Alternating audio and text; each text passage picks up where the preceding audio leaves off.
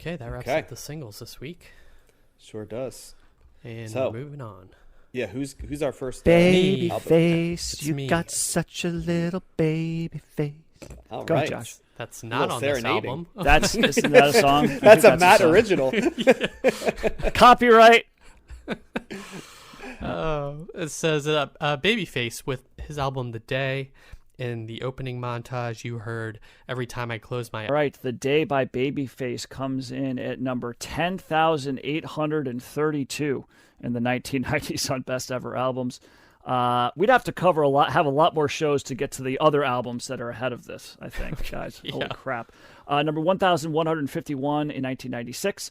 Number 71,211 of all time. It's Babyface's fourth highest rated album on Best Ever Albums, actually behind a 2000 compilation Greatest Hits record, which I think wouldn't count. Yeah, really. 2001's Face to Face, and 1989's amazing cover, Tender Lover. That's a great 80s album cover right there. The Day did not make Rolling Stone's list, and Babyface is ranked number 9,153 of overall artist rankings on Best Ever Albums. Not to be confused with Tenderoni, right? The Bobby Brown song, which he also wrote, incidentally. I know. I remember that, yes. Mm-hmm. Tenderoni. Yeah. Best Ever Albums. Not thinking too highly of Mr. Face. No. Well, his real name's Kenneth Brian Edmonds. He was born in Indianapolis, Indiana in 1958. He is a singer, songwriter, and producer. Have we covered him before? Well, sort of. He wrote songs for many artists albums that we've talked about, including Bobby Brown, Don't Be Cruel, Paul Abdul on Forever Your Girl, Johnny Gill's self-titled album Boys to Men. He wrote End of the Road and on songs on 2. Madonna's Take a Bow, which is we didn't talk about, but it's a good song. We will. TLC on their debut album that you guys covered, and on Crazy Sexy Cool. The Toni Braxton Another Sad Love Song. Mariah Carey songs on both Music Box and Daydream, and the list goes on and on. So you can. So what you're saying is CTS Hall of Famer Babyface. Yeah, I mean he's been in the background for the entire 90s. And I want you to edit in right here me going bangers, and then you play that like side right there, because that's like just banger after banger right there. Also, the Bobby Brown song "Humpin' Around," which I really like. Oh, yes, he wrote that as well. I remember Matt was very fond of that song too. Yes. There's 9 studio albums, and this is his 4th. Genres are R&B first and foremost, and then some soul and New Jack Swing sprinkled in there. Influences: Marvin Gaye, Al Green, Smokey Robinson, Quincy Jones, Luther Vandross. Similar artists: Lionel Richie, Keith Sweat, Toni Braxton, Brian McKnight, and John Legend. When Can I See You reached in 1994 off his earlier album, reached number 4 on the Hot 100. That's a good song. I listened to that earlier. And the 2014 album, collaboration album with Toni Braxton, Love, Marriage, and Divorce, reached 4 on the Billboard 200. Some fun facts: in 1989, he co-founded LaFace Records with his former bandmate and friend L.A. Reid. He's also probably a CTS Hall of Famer. L.A. Reid's been around producing and writing for people that we've talked about. 3 of the label's early artists were TLC, Usher, and Toni Braxton. Babyface helped form the R&B group As Yet, which we covered one of their singles. We'll cover a couple more. Yeah, we'll cover Hard to Say I'm Sorry and Last Night. And he also produced I'm Your Baby Tonight for Whitney Houston, which was his first number 1 top 40 hit. And more recently, 2013, he produced Ariana Grande's debut album, Yours Truly. And his 9th studio album. Huh. How about that? His 9th studio album, Girls Night Out, came out October 21st, 2022, and is a collaboration album with only female artists. And a lot of those are more recent artists like Doichi, who's a prominent rapper right now, female rapper that's had a really good album this year. Anyway, that's all for the fun facts. Babyface has been lurking, writing songs for people. What did you guys think of this album? Matt, I'll give you the first take. Yeah, go with Matt. I'll take the first take. Thank you. So never heard this record. I think I've heard the opening track, Every Time I Close My Eyes. That sounded somewhat familiar. And I think as the first time I listened to this, I kind of just had it on in the kitchen. I was kind of doing some stuff around there, so I was kind of in the background a little bit. And my initial reaction was like, "Man, I'm not gonna be feeling this," because I wasn't feeling it in my kitchen at that time. I listened to it 2 more times in the car, coming to and from work, and it started growing on me a bit more. So I was happy about that, because initially I was like, "Oh, like this is going to be a rough slog." As we remember, R&B, especially kind of more ballad like songs in R&B tends not to be my favorite or the thing that I gravitate towards or connect with. But which is what probably most of this album is, I would say. There's some, there's some other variants of R&B here, but it's very ballady, especially in the beginning. Like the first several songs are very much like love songs. Some of them very sexual. Like I was kind of surprised at how there's some a little overt, like talk of being inside somebody and licking them from downtown. like it's like, oh, Babyface, all right, getting some relatable graphic, little graphic there. Yeah, I was like, all right. You're starting to feel it a bit more, weren't you? Yeah, I was feeling a bit more. Like, okay, now we're talking. But I think I actually, first of all, I do think he's got a great voice. It's very, it's very clean, it's very soulful, and I think actually the chorus, I started liking the choruses with the background singers as well. I thought there were some pretty solid choruses throughout this record. And I liked, probably my favorite song on here is probably no surprise is Simple Days. Like that's kind of like the pick me up song that's got like a little bit of a beat to it. Very, very catchy. I felt, it's like the nostalgia song about, back when we were younger and things were so much simpler then, that type of theme. But musically that kind of probably resonated with me the most. Later on it kind of delves into other topics like I believe How Come, How Long is about domestic abuse, it sounds like. And that's with Stevie Wonder. So Stevie's making an appearance here, which is kind of nice. And then the LL Cool J last song was kind of different because they're throwing in some hip hop there, which I don't know. I'm kind of torn on whether I liked that in there or not. I'm not sure. I haven't really made a decision whether that worked for me or not. On the one hand, I kind of appreciate, mixing it up a little bit, because certainly I wouldn't want a whole 10-song album of R&B ballads.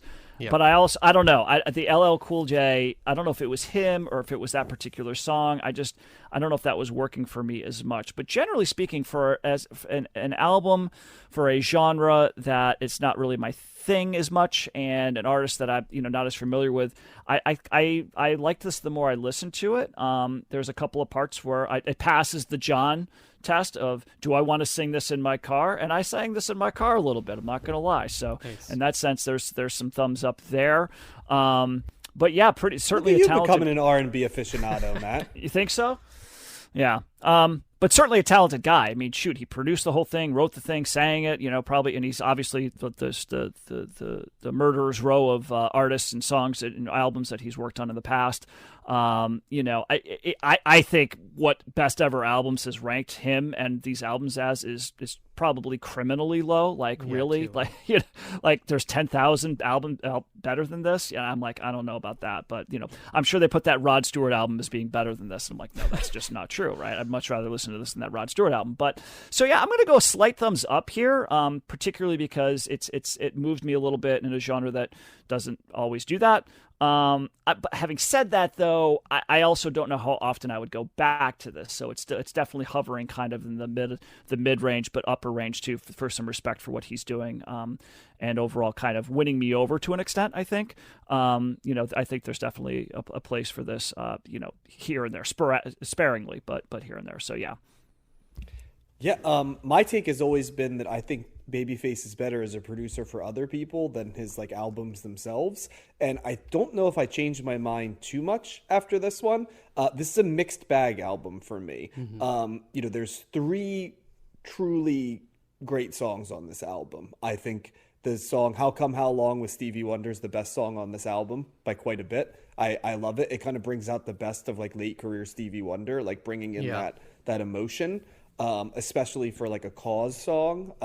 It's another song that there's nothing that feels sloganeering or cheesy about that. It's a very well written song, and I like the the interplay of Babyface's sort of cool delivery, smooth delivery, with like Stevie Wonder's like overtly emotional delivery. So it's a song I've really always liked quite a bit. So I think that's strongest song.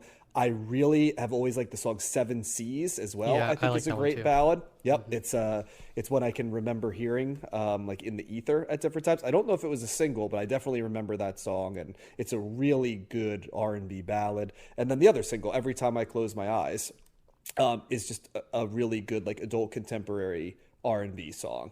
It's a versatile song, so I love those songs.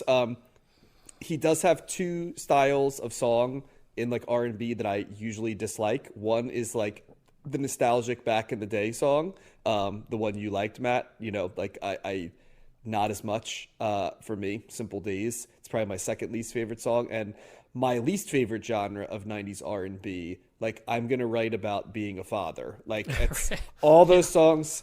I'm super happy they're happy, and it is in no way wanting to say that that's not a profound thing or not celebrate that. I admire that, but all of those songs always suck. Like, always on every R&B album, and this is no different. Like, that's the Day That You Gave Me a Son is the weakest song on this album by quite a bit. I think it feels much longer than 4 minutes and 28 seconds along the way. The rest of the songs are like enjoyable, but they kind of do wash over you a little bit in a way that doesn't click. And it doesn't really, Matt, pass the singability test for me, because there's only really two songs on this album that I really do want to sing.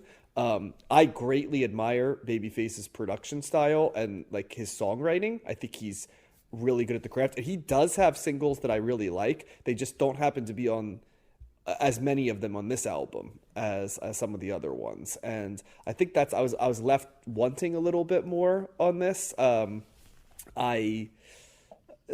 acts that they compared him to, I have some. I did feel like about this album the way I feel about like John Legend's whole career, right? Like he's got talent, but like there's just something missing to me. But unlike with John Legend, where I can't connect with them because there's like a piece that doesn't feel authentic about him, like I wouldn't say that I don't feel that Babyface is authentic. I just feel like it's a very adult album for R&B, which I admire, but it does veer a little bit more into the these are like Matt said, like sexual songs, but like they're like, this is gonna sound awful to say, but like they're like sexual within the like context of a marriage type songs, right? As opposed to like carnal, you know what I mean? Or like early relationship excitement. And I don't know, man. I think I might just connect a little bit more with like that, like more carnal or like, you know, exciting or mix of emotions thing, as opposed to like I want to lay you down when like you need my body, but like also in a way that's completely tasteful and satin sheets in our marital bed. Which John likes it raw. Not more, you know what I'm saying? Though it's just a different type of vibe, right? Yes. And it works really well for a song where you can look in on a domestic, you know, violence relationship. It gives it real heft, and also it gives it heft for an appropriate love song that I can connect with, like that Every Time I Close My Eyes, which is, you know, like a song about being in love with someone, like all parts of them, and those are huge things and, you know, stuff. But like when you're writing sex songs in this style, it's kind of weird to me. And then it's like suddenly it's like, and then like let's take a side trip to talk about like how much I appreciate that you gave me a son after doing all this. And I'm like, you know. Yeah. Not always there. But Jodeci always has those songs too. It's like nothing but carnal sex, and then it's like, you know, like I looked in my son's eyes. It's like, what the fuck? Like this doesn't fit. Like just B-side, you know, like I don't need this on the album. So thumbs in the middle for me. Yeah, I'm a thumbs in the middle too. To Matt's point, it was tough. Like these songs are pretty long to all be like ballads that like kind of hang on whether or not you buy into like what he's singing about. And he really only I mean, as good as his voice is, like he really only kind of has one style of song and one style of singing. So there's not like, there wasn't a lot of variety on this album for me, to John's point, where it does kind of run together for me. I think he does have, you know, I think he is a good writer, and hence why he's written for so many other artists successfully. So I think the lyrics game is strong on this, but I just wasn't really vibing with this album too much. That's why I appreciate when Stevie Wonder came in on that song, like he works, I feel like it kind of like elevated Babyface in a way too, because he like either I agree 1,000%, Josh. yeah, he like writes to their strengths, or like the other artist like elevates Babyface in some way, or like it just kind of like works better as he works better as a collaborator. It changes the emotion too. Like Babyface is he's feeling strongly, but like it almost feels like detached and sad, and then like Stevie Wonder brings like a element of like outrage to it, you know what I mean, emotion, which I appreciate it, like the change. And yeah, I get, we should say too that Every Time I Close My Eyes features Kenny G on the on the clarinet, and you know, even that adds like soprano saxophone, Josh. Oh, okay. Doesn't he do clarinet too, or is that a different? He might, artist? but he's the soprano saxophone guy. It looks like a clarinet. It's actually a saxophone. Oh, okay. Soprano saxophone. Yeah. Got it. Anyway, that adds kind of like an interesting, unique element to it. Otherwise, it's just him, and like that can work depending on the artist. I can't think of another example off the top of my head, but when it's just you in kind of the same mode for like almost every song on the album, and the album's like an hour, maybe a little less if you take out the Timbaland remix on the very like last song. Yeah, there's three of them. There's 3 bonus songs. Right. On You're right. Yeah, My makes it go Spotify was cut longer. off. The regular album's 46 minutes. Yeah. So I guess that regardless, like that felt long too at 46 minutes, and there just wasn't enough variety. I hear what you're saying about the last track with This Is the Lover and You, but I think LL Cool J coming in kind of like liven things up a bit, because it's also like a serious album, and like there's no, Babyface isn't really like playful in a way on this album. It's just like John said, it's mature, it's and adult themes, and so yeah, that's why I just wasn't kind of feeling it. I can respect it, but I don't really want to listen to it again.